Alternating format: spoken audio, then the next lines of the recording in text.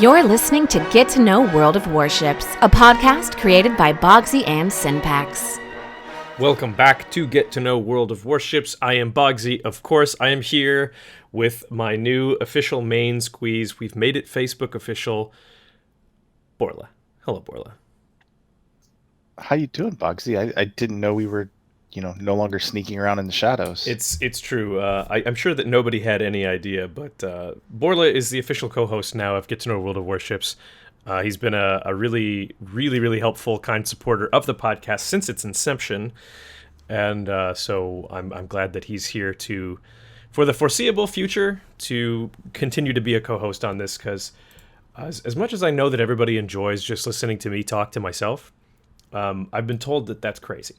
So we're going to have Borla more often than not now when we do episodes. So I feel like I should remind everybody that I was kidding on the last episode when I was laughing at Texans for being snowed in. That's terrible. I'm not serious. It's not good. It's an inside joke that a bunch of Texans in my clan have, where they think that California is stupid and that Texas is perfect and that we have terrible weather and fires in California. So I was being ironic, perhaps not well, but that's what I was doing. So yeah, I have friends down in Texas, and most of them finally are getting power and water, and we have some clanmates too that we same as you, gave them a hard time, but actually we're hoping that everybody was safe and getting taken care of. Yeah, and that actually brought up with you and I right before the cast, we were talking about how the sort of the concept of like, you have a backup generator that it costs you a little bit of an investment, but you have it for, every 10 years or so when something awful happens, you have it available. And that got us talking about the notion of like, sort of the sacrifice now for stability in the future is, man, it's all that sort of seems to be going out the window, doesn't it? Yeah, and I'll be honest, I had never thought of that until we had those horrible storms that came through the Midwest. The Storm, who you know well and I know well, and some other folks in his area were without power for a long time. He's talking about a player called the Storm, by the way. Yeah, right. And I live in a, reasonably new subdivision where all the power's underground, so I had never had my power knocked out, and mine wasn't, but everybody on three sides of me was. So right. As some of the folks who hang out on your Discord and my Discord know how much I like my steak and red meat, and I have a freezer full of, I buy a side of beef once a year and stuff like that. I started counting the cost of what it would be if I didn't have power for 3 or 4 or 5 days, let alone the inconvenience. And, right. I have a buddy who's an electrician who is gracious enough to, do the work for basically free, pizza and beer. And I bought the parts, and then I think I spent $1,000 or $1,200 on a generator that's like 12,000 kilowatts, and I can stick it in my garage until I need it. And it seemed worthwhile in the long run, as opposed to in that moment you have a week with no power and there's no generators or no way to get one. Yeah, makes sense. You always strike me as a very sensible person, someone who's pragmatically minded. Whereas, if I had the choice between $1,000 generator that would actually keep me and my loved ones alive in a crisis, or a badass leather jacket, well, I mean, have you seen? You'd only have power for that week. You'd have that jacket for how long, right? No one's gonna starve, are they? Yeah, they might. Well, I mean, here's the thing. I feel like the sacrifice that I've made for a crisis like that is the fact that we have 2 cats, and those cats are nice, and those cats are nice and chunky, and I think could keep us alive for several days. Is that right, Bert? You know the difference between cats and dogs? So if your cats were the size of my dog, they would kill you and eat you. It's very true.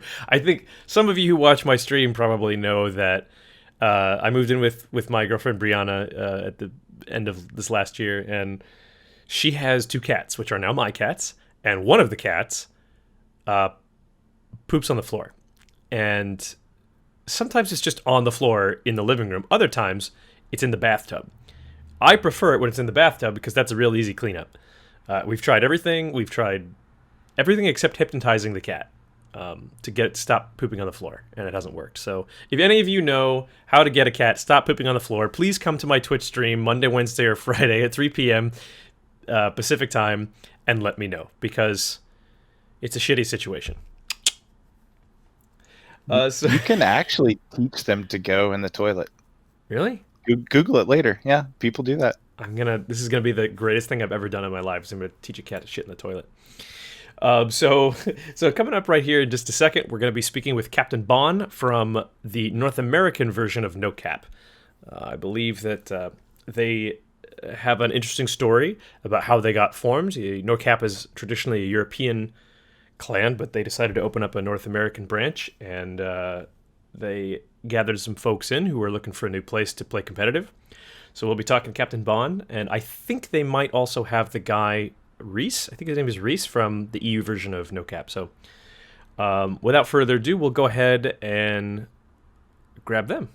Unless there was something else you wanted to say about cat shit. Nope.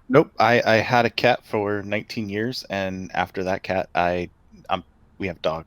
You have a 175-pound dog, right?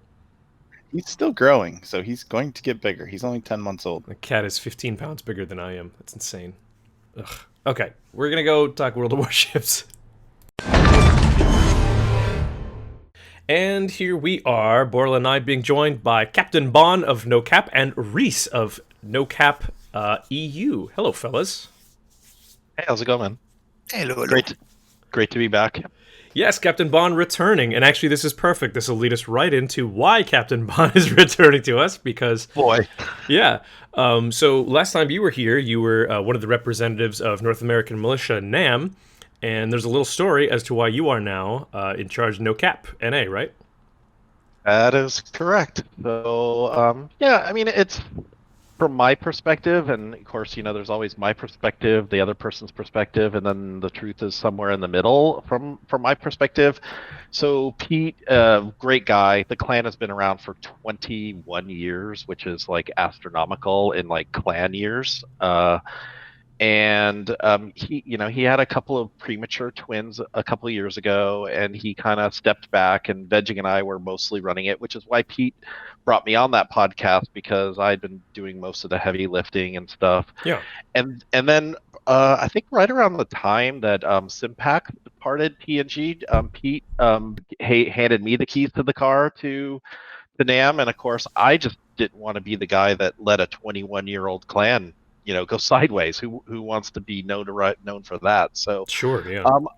Yeah, so I was just doing my best, trying to keep the thing going, and everything was all good, and Pete was getting his real life stuff organized or squared away, and but in that time, that the 3 or 4 month time period, we really began focus on the competitive side of it. I brought in Criminal 6, who was in Namm, went to Penetration Nation, and then tried to start his own clan. And I said, dude, you want a competitive clan? Here it is. Just add water. It's yours.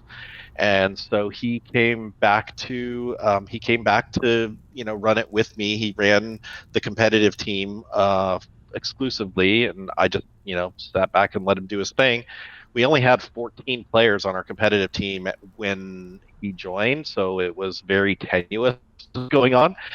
And we grew it to where now I think we're at 44 players in that same base.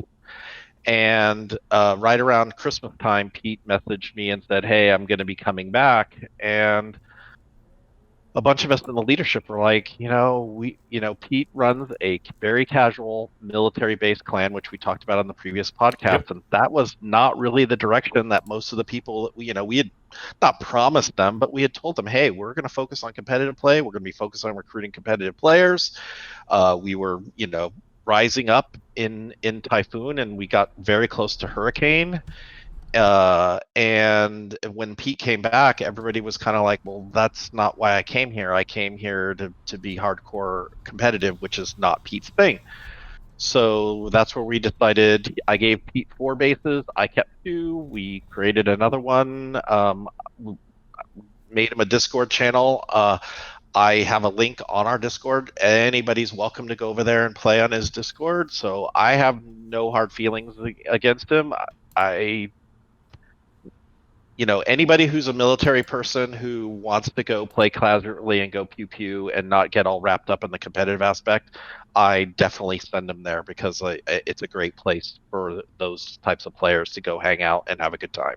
And that's what this game should be about. Whatever floats your boat, no pun intended, to have a good time, that's what you should do. So that's kind of how it all happened. Yeah. I think also just should tell you we're getting a little bit of distortion or static on your end there. It got worse as you were nearing the end of what you were saying. I'm not sure if there's something that can be done about that. But so it sounds like what you're saying is basically NOCAP NA was sort of formed out of the folks from Namm who really wanted to focus more on competitive gaming in clan battles and clan brawl and COTS and whatnot. Yeah, exactly. We didn't pull anybody over. We just said, hey, this is what's going to happen. We're going to have this, this, and this, and this, and all the competitive players came over, and a bunch of very casual players stayed behind, which is exactly what I would hope would have happened. Because I didn't want to take anybody over that didn't have any interest in playing clan battles, since that's what we're going to focus on. So one question, and I'm always interested in clan mergers and the way things like this happen. Obviously, with the experience that I have in this game, what caused the association with NOCAP? Something that people may be familiar with on EU, with the ties there. How did that all happen? Yeah, I'll let Rhys can tell you about his clan. But how that all happened is and I butcher his name, but it's Reich.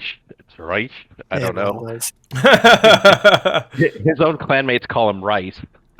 So I call him Rhys. Uh, he'd been in Namm for quite some time on the NA server with a second account on the and we were just having a good time. It was great to have somebody from another country, and we talk about Portugal and the United States and just having a really good time. And when this all went down, we were all like, what name are we going to use, right? And I didn't want to be like JWTSF or something, whatever. I wanted something that had like kind of a ring to it, and I just said, you know, why don't we see if those guys are interested in expanding to be more global with us being the NA version as much as we can, because they're amazing players. And then Rhys can take over, and from his point of view, when we brought him into Discord and said, hey, we have an idea. So go for it. So you guys go ahead, Rhys. No, continue your thought. I kind of lost mine. No, I was gonna say, so you guys have that affiliation. Do you share information back and forth about what's going on in the meta in EU and what you guys are doing? Do you guys scrim together? Do enough guys have NA accounts or other ways to do that? Or is it just mostly enjoying the experience that they have and the name that helps draw people in? Okay, so scrims are pretty much impossible, different servers. But yeah, we used to share some information before they were even NOCAP on NA. Like I was in Namm for about a year before. And I joined NA server because, well, EU servers are a little bit, how should I say, the tag comes with a bonus for potential damage. So I kind of joined the NA as a little bit of a relief. And I joined Namm. At the time, I knew no one, so I joined the guys that seemed big and friendly. Joined them. So Oh, I think we might have I lost him. I kind of lost it. Yeah, go ahead. Oh, So I that's guess I'll kind of take how that. that's kind of how you guys all came together. Then was from him being over there with you guys in Namm and then helping Yeah. steer things once you decided you wanted to go more competitive and help steer things, and you can rely on that experience. Great. No, that's very good. Yeah, a bit. I would share some stats. Stats. Sorry, my English kind of breaking apart. Your English is better than my Portuguese, so I'll give you credit. How about that? Mine too. Well, Yeah, I think a really good example, actually, season 9, I believe, NOCAP EU was the #1 global clan in that clan battle season, and the first day of clan battles, they played. He sent me 6 of their replay files, and we didn't know what was going to happen that night, and they ran six Stalingrads and a Haikuru, and I think everybody kind of remembered that meta after a week or so. People were starting to pick up on it. Oof. And we played that first night after he sent me the replays. I got in the room and I was like, guys, we're gonna run six Stalingrads and a Haikuru, and everybody was like, what? And I'm like, I saw all the replays from them from earlier today. I'm telling you, it's going to be amazing. And we didn't lose a single match that first night because everybody was like, what the hell is this? And that was all exclusively because of him sending me the replays and such. So we have been doing that ever since then. Oof. So it wasn't anything new. Massive oof. Six Stalingrad Kuryu. I missed that, that's for sure. Good old days. Yeah, right. Steel wall. So there's two things. There's two things specifically that you guys are involved with that I'd really like to find out about you. I guess first would be the master classes, because this sort of surprised me. And then the tournament, and then we'll get to chitter chatter about what's going on in the game right now. So why don't you explain to me and to us what these master classes are all about? Yeah, I'm really proud of it, honestly. And I mean, we're only on our third one, but I'm still probably the same way you are about your podcast, spreading information throughout the community. I think it's a great thing, and I'm a avid listener of your podcast. Same kind of thing. And I'm gonna throw the artist formerly known as Potato Quality some shade his way. Because he started his YouTube channel, and I noticed that he was really working on trying to like help the community like play better and make better decisions in a battleship. In his first early ones, he talked about the nomogram crosshair. The dynamic crosshair and the benefits of the Aslane mod. Right. And then he talked about how to improve your aiming, and I said, I have an insane resource with the guys like you guys that come on to our Discord from time to time, and obviously the EU players. I said, I know a lot of players. I am not a Super Unicum player, so I would not be teaching this class, but I know a lot of guys that are, and if I can get some players that want to improve and get them in a classroom setting where we basically get an expert. So we got Jaws from Buenos Noches as our first class, and he did advanced CV gameplay, and we had like 30 guys, 20 some odd that weren't even in the clan to come on the Discord server and then join his class. And then we had Capt.Bon do, he's an amazing DD player. We had him come on and do gearing and one other boat, I think it was the Holland. Yeah, daring. And his first class, if you go watch the videos, they're actually on my YouTube channel. His first match, he's in the gearing, he's on the map that has the island in the center, and he decides that he's gonna hold the B cap, and he gets mollywopped for half of his health in the gearing, and in with the first like 2 minutes of the game, and you're like, oh my god, this is gonna be a disaster. And he won the battle. When you watch the video, you're like, that guy didn't do what he did for 20 minutes. They don't win this game.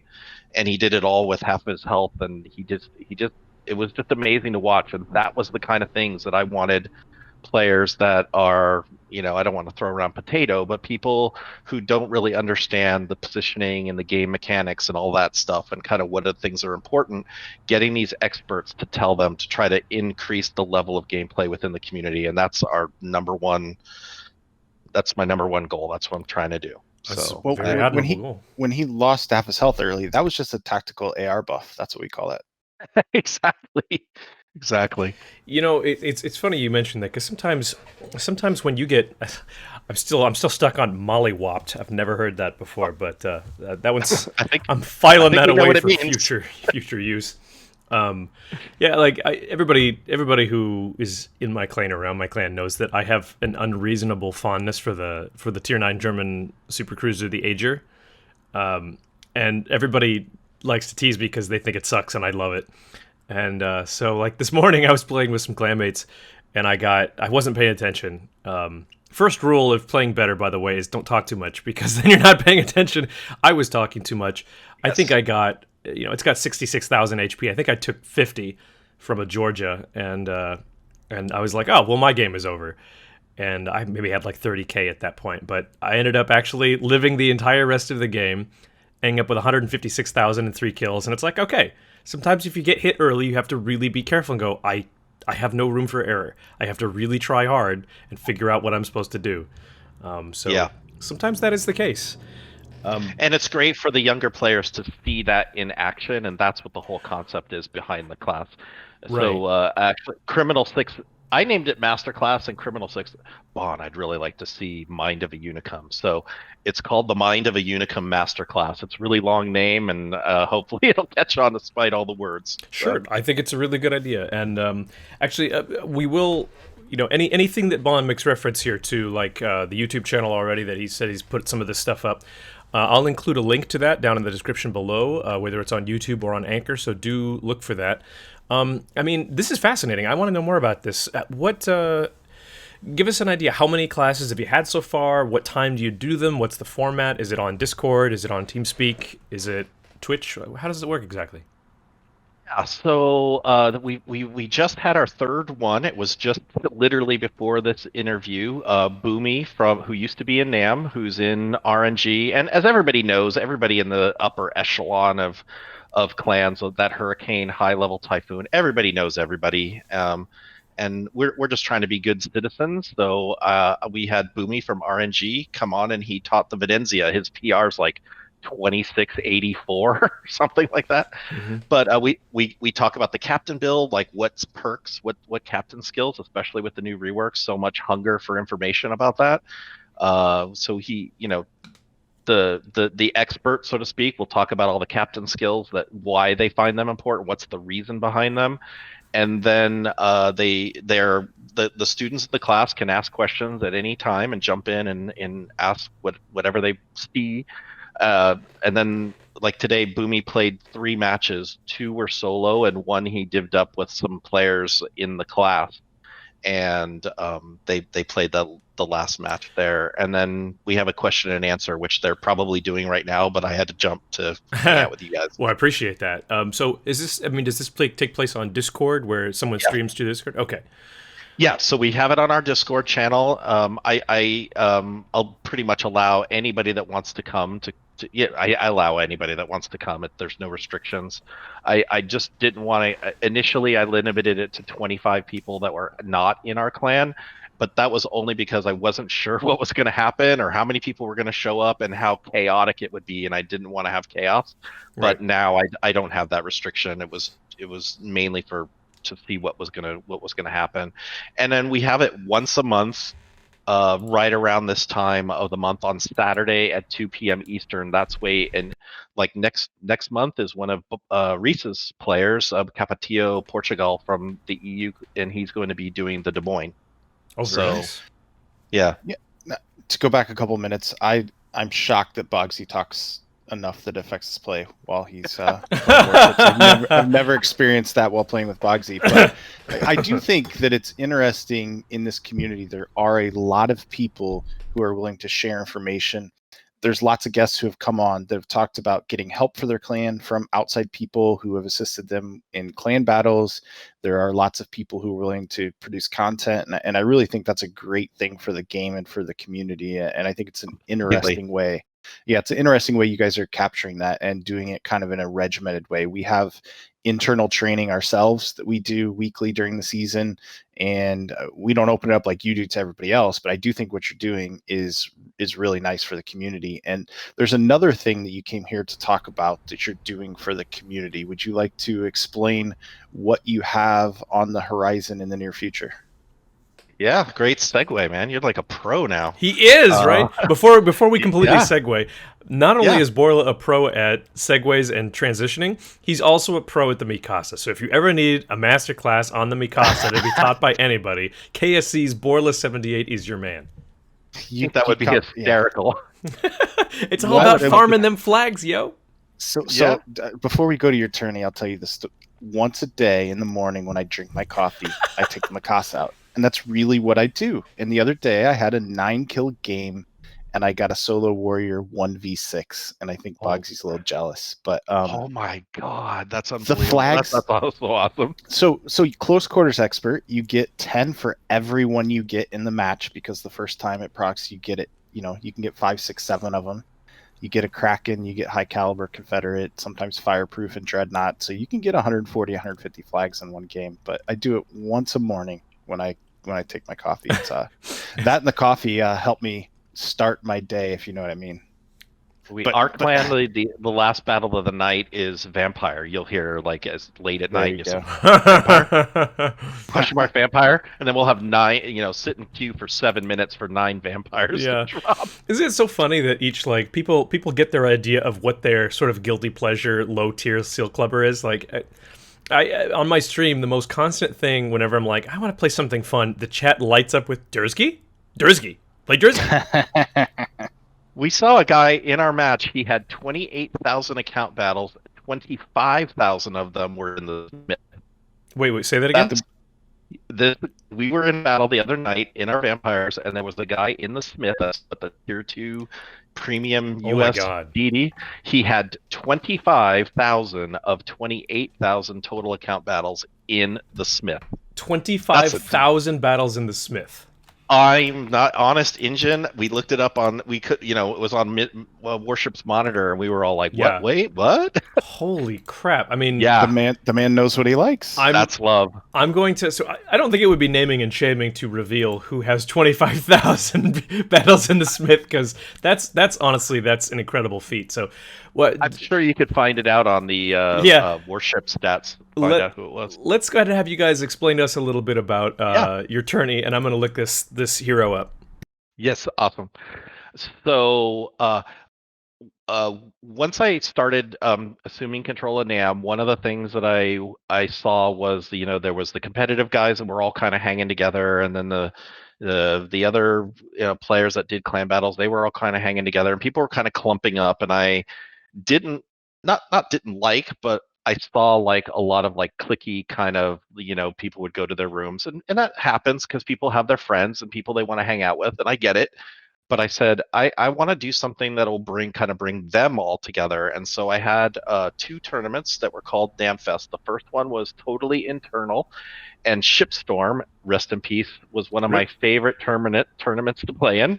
I actually played Simpax in one of them. It was really? Galaxy Far Far Away. And we had this Namm Fest tournament that was internal. I think we had 12 teams of 3, and we crowned a champion, and I gave 30,000 doubloons each to the top winning. I wanted to make it worth their while. Holy crap! No kidding.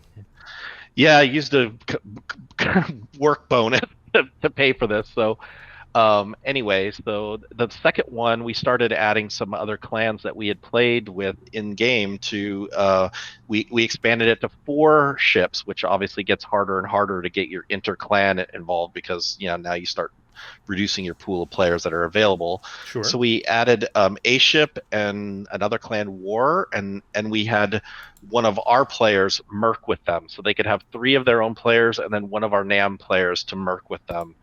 And this season, Criminal said, I'd really like to have a tournament where we basically invite an invitational thing. That way we can control the numbers, and it's not chaos like COTS with so many people administrating it. And they do an amazing job, at least prior to the announcement. But we'll see. Yeah, later if you want.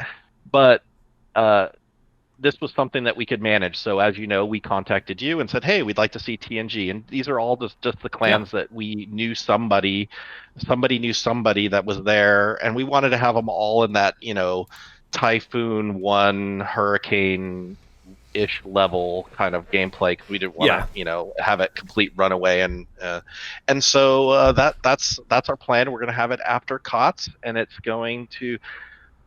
I think it's 7v7. Criminal is actually in charge of most of it.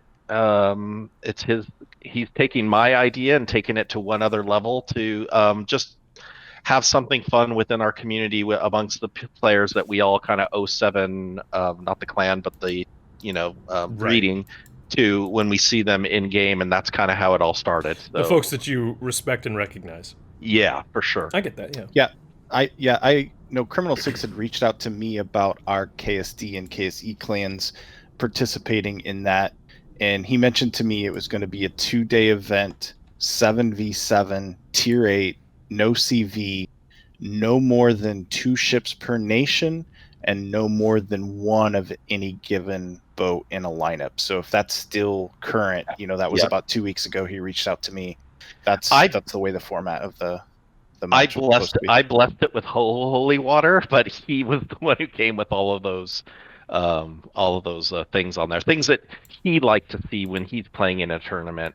Just not having the meme kind of strats running around is what we were trying to prevent. So that's the whole idea. It's everybody plays on day 1, and then on day 2 that is the playoff bracket, and hopefully we can get it all finished in a reasonable amount of time so we can do it in 2 days, because I think one tournament with COTS crossing like a whole month, it seems like, is enough. Yeah, and I think that the prizes that he mentioned to me are pretty reasonable for a tournament that's 2 days, because first place is tier 9 premium ships for each player, second place is tier 8, and third place is tier 7, and then if you own all of the premiums that are in the shop at that time at those tiers, you get whatever is equal value of that. So I think that's a reasonable prize for a 2-day tournament, and enough to get some people interested. And that we wanted to have good prizes, so we're splitting it. I'm not funding this by myself. We're all bearing the brunt of this, but that's the plan. And everybody likes to play for good prizes, and that's what we were trying to accomplish. Yeah. Do you have you thought about the possibility of trying to get Wargaming on board to help sponsor it? So Rhys can actually jump in, and what we were thinking about doing, he can talk about that, because we've had those discussions. Go ahead. They would support it, but it's kind of hard, considering that they now support COTS fully. So, and that they have been defunding other projects as Shipstorm. But there are always contacts, and contacts you can always give. What we had kind of kicked around was that if we did it, we would do it an EU version and an NA version, and then only have the 2 finalists play each other between EU and NA. So we're going to run this one first and see how it goes, and then decide whether we're going to expand it to something like that. That's pretty amazing. That's that's great though. I love there's something exceptional when you start to see the best of one server versus the best of another server. I mean, watching CAS Internationals was really fun. I got to cast some of it. Actually, I think I got to cast most of it, and it was fascinating to see just for yourself. You sort of hear rumors that the SEA server feels like this. I've heard that it's very passive, it's very kitey, it sort of has traditionally played the way that Thunderers are playing right now because of Deadeye, just way in the back, lighting fires. And then you always hear that the Russian server, CIS, is just insane. It's horribly aggressive, and lots of suicide-y and lots of torp YOLOing, and you sort of go, yeah, but it can't be that big of a difference. And then you watch CAS Internationals, and you're like, why am I seeing 3 legendary Kleberts? And that's because they would just speed boost to a cap, with better than normal detection, take the cap before anyone could stop them. They're like, great, what's the closest BB I can YOLO? What's the closest BB or heavy cruiser that I can literally charge a corner around, torp to death, or ram if I have to? It was wild.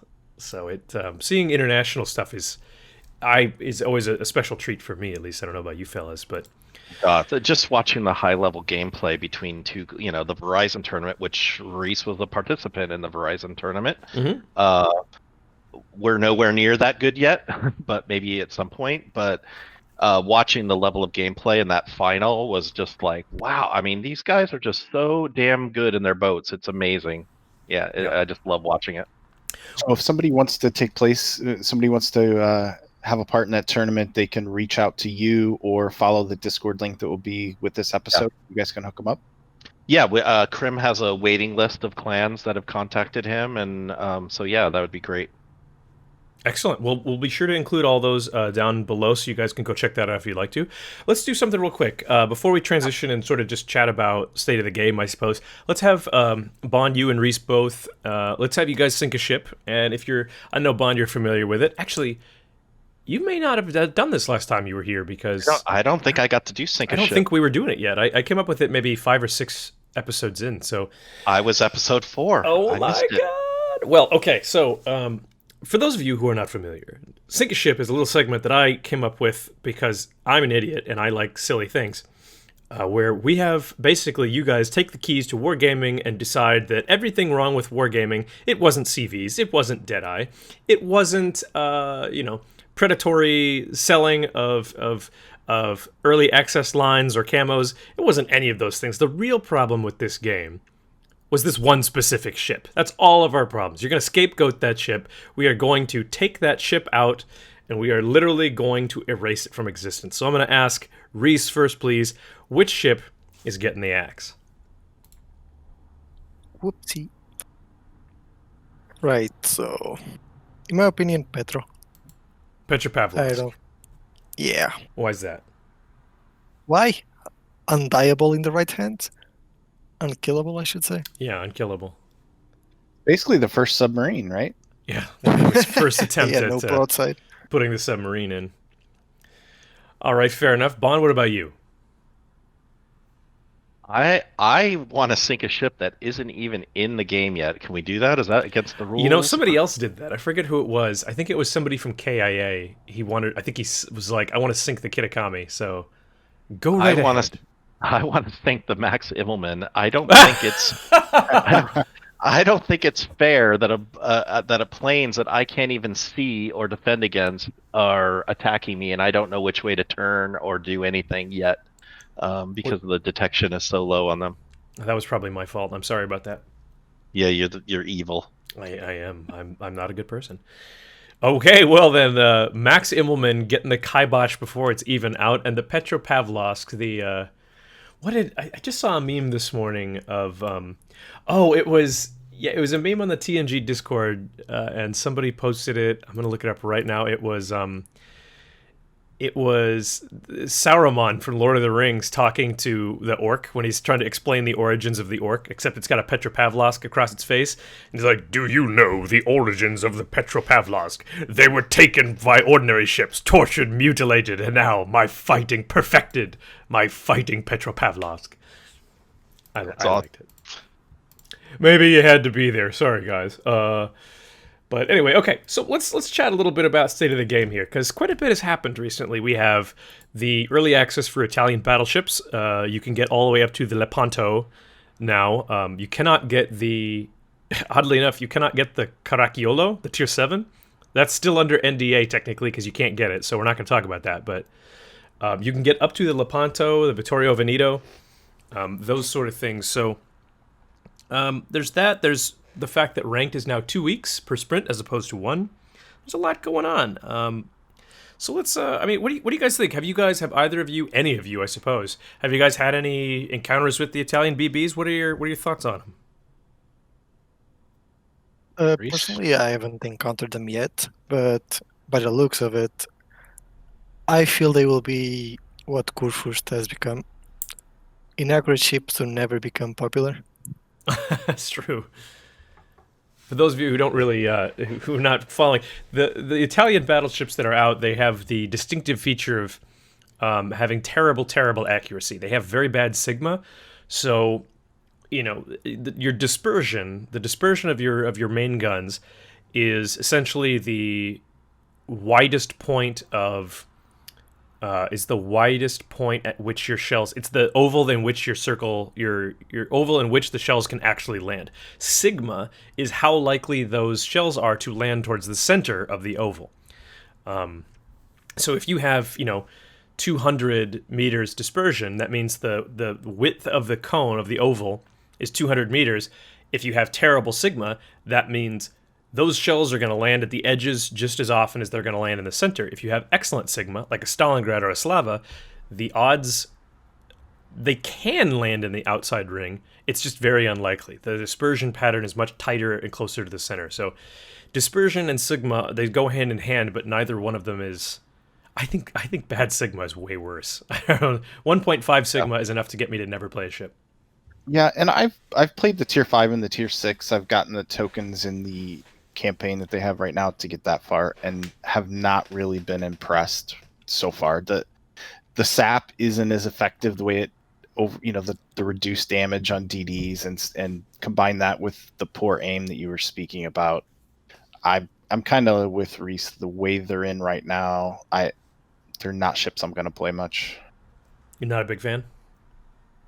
Not so far. I mean, obviously I've only played the first couple, but the matches in them were pretty rough. I mean, damage was fine, but it's like it's damage you're doing over a long period of time because you're not getting those shots that you could get with some of the other BBs, even at that tier where all your shells are landing just right on a broadside cruiser or another ship and doing a lot of damage at once. It feels more like you're just chipping away little bits and bits over time. Yeah.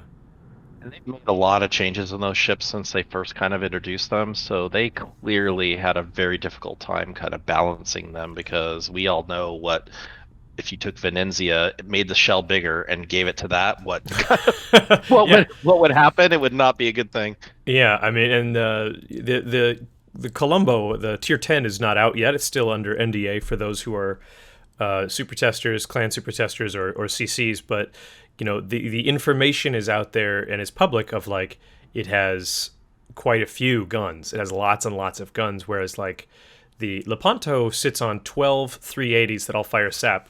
I actually myself, I tried on stream before my stream crapped out, sorry. I was trying to rank out with the Lepanto in the tier 9 ranked, and I gotta be honest, it really, really felt like I just didn't have much control over the map.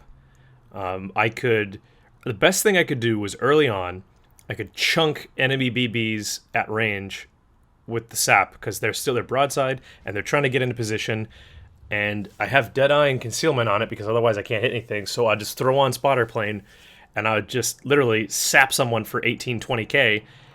Maybe twice. If I was lucky, I'd get 2 of those off before the game devolved into medium range skirmishes. And at that point, I felt like I really didn't have much of an effect on the battle anymore. So your experience may vary, but the sap is very unpredictable, and the absolute most defining characteristic is it has really bad accuracy. That's so frustrating. And I think that's what any good player, that especially when you're playing randoms, good players, they want to play ships where they can, well, either A, have a good time and go daka daka, or they want to try to influence the game, and boats that you can't really influence the game strongly you tend not to play. Yeah. Yeah. What do you guys think about the fact that CAS ranked is now, they went back to 2 weeks for a sprint versus 1 week? You feel like that is a little better or not? Wait until Rhys answers this. I stopped playing ranked completely. What? You don't care about ranked tokens? How else are you going to get that hideous camouflage for the FTR? Not interested. Fair enough. Like 70,000 steel for a reason, because there's nothing for him to buy. The FDR is probably not at his port. Hey man, you can buy It is in the port, 7 steel camos now. Think about that. Oh, also not buying those. That's a waste. They see me rolling. They hate it. I love what Zoop. No Zoop. He bought the steel one for his Des Moines because he loves playing the Des Moines. So that's where I've seen it. Yeah, I've never actually seen it in the game, honestly. Back in the day when they first came out, I think it was the only time that I ever heard actual disappointment in Synpax's voice talking to me on this show. But when I told him that I got the steel Yamato, he was legitimately displeased with me for foolishly spending a precious resource on bling. Exactly. Yeah, I think what the changes in ranked have done is make ranking out less of a prestige thing, or ranking out in few games less of a prestige thing, and it's just a different grind. Yeah. And a lot of the guys that I've talked to have chosen, I'm going to rank up to the second league and then quit. I'm just not going to put that many games into the grind. That it's less of a competitive thing now and more similar to the directives and other things they put out there, some of the dockyard stuff, and hey, maybe I'll do it to this point or that point, and gonna use my time elsewhere. Personally, with the time I put into running the clan and other things, I don't play much ranked, and I didn't before this, but Same. that would be the same for me. Is I wouldn't play it beyond a rank or two, the first league or two, just to get some of the rewards. But if you churn through enough of the rewards with clan battles, and if you do the snowflake things and get some steel here and there, you can currently stay ahead if you're not going to light your money on fire for one of the steel camos. Exactly. So as a clan leader and kind of thinking about all 100 people or 80 people that we have in the clan, I'm looking at it in terms of like camaraderie and people, playing together. I love it when, Boomy's an RNG. He comes on our Discord all the time and hangs out. Chat Bonk comes on our Discord and hangs out. That's really, I love the competitive aspect of the game, but I really like the camaraderie aspect. And when the very first, the normal ranked season, the old one, before they even had the ranked brawls or ranked sprints, ranked sprint, it was very prestigious to have that star next to your name. But then the sprints came along and you had it for 5 days, and then there was a sprint and it got erased and it was gone. And that kind of prestige value diminished, in my opinion. And now being more often, it's even less valuable. And I would rather see 3 guys in a room playing the game in a random division and chit-chatting and having a good time in the off-season between clan battles than hunkered down in our ranked rooms, right? With, don't talk to me, I'm trying to play ranked right now. I'm trying to get number 1. It just doesn't feel good as a clan leader to watch that happening. So I'm not a big fan of ranked. I'm sorry. Fair enough, man. Not everyone likes the same stuff. Nope. So. And I do give Wargaming credit that I actually heard Mr. Conway, which if you're listening to this podcast, go listen to Boggsy interview Mr. Conway. The link is down below. Yeah. It's really good. He had said in an interview that I saw, and I don't believe it was in yours, but he said, look, we have lots of different game modes. We don't expect everybody to play every single game mode. And I give Wargaming credit for having a variety of things for people to do and play, depending on what they want to do. But for God's sakes, don't try to do them all, or you will hate and you will uninstall a game. And we don't want anybody to do that. Yeah, very true. And what's funny about that is I hear lots of people talk about how ranked doesn't feel like gold level rank doesn't feel like Gold League. It doesn't feel like the pinnacle. And I've actually heard the Wargaming employees say, look, it's not supposed to be. It's supposed to be, arguably, there will still be people who make it to Gold League who don't really belong there. And you can't see me making quotations with my fingers, but I'm making them. There are going to be... I'm not naming any names. The guy who has 1,000+ games in ranked trying to get to number 1. But let me put it this way. Do you think that the people in Gold League are better than the people in Bronze League for the most part?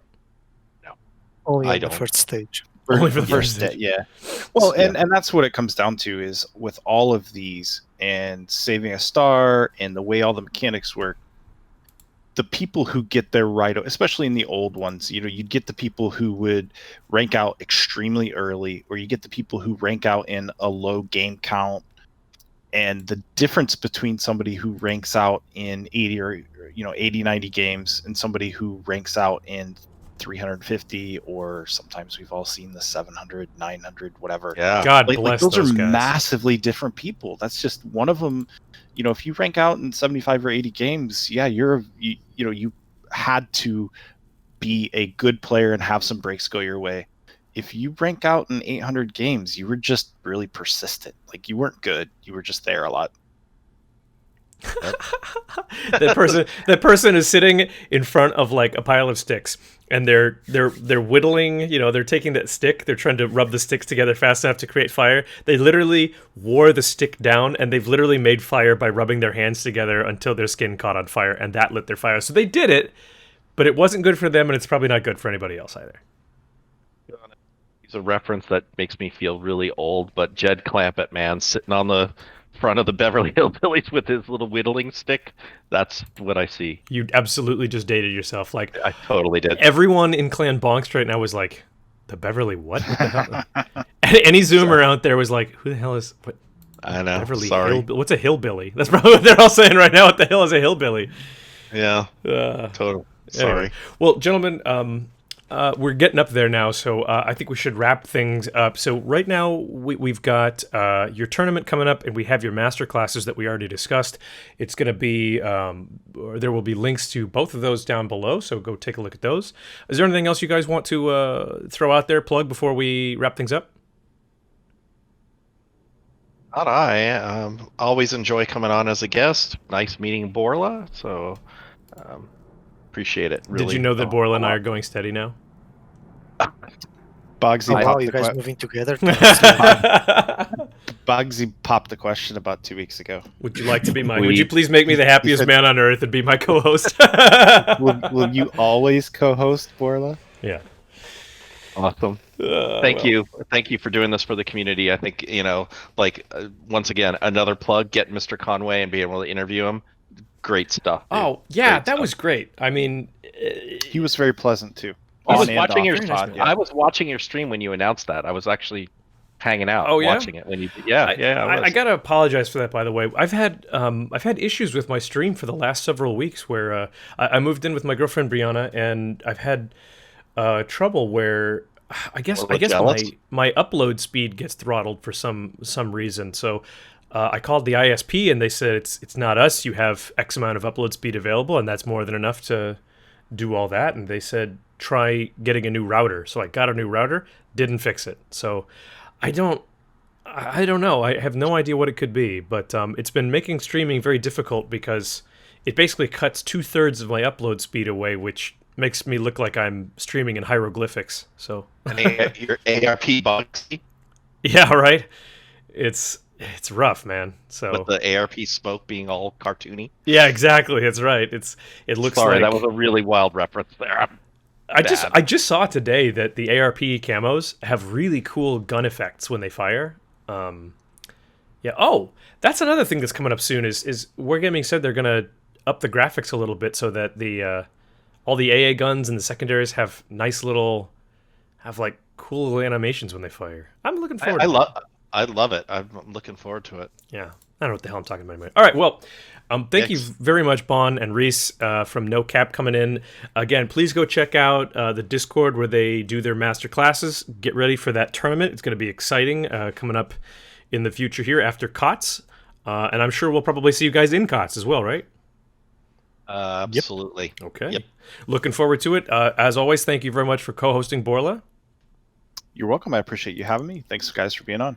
Absolutely. And we'll see you all next time on Get to Know World of Warships.